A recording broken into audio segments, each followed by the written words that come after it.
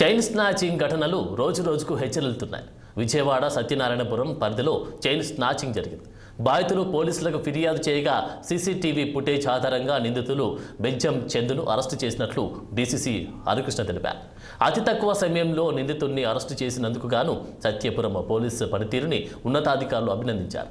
ప్రయాణ సమయంలో మహిళలు చాలా అప్రమత్తంగా ఉండాలంటూ అధికారులు సూచించారు.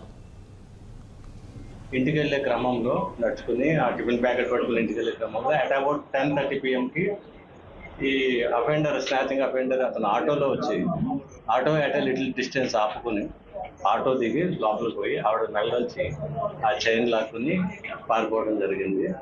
వెంటనే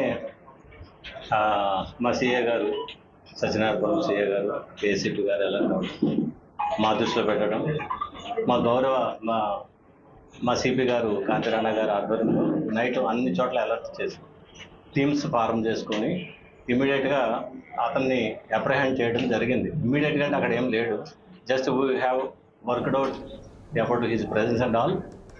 అన్ని ఆస్పెక్ట్స్లో కూడా టీమ్స్ అన్ని తిరిగి పట్టుకోవడం జరిగింది. ఇంటికి వెళ్ళే క్రమంలో నడుచుకుని ఆ టిఫిన్ ప్యాకెట్ పట్టుకుని ఇంటికి వెళ్ళే క్రమంలో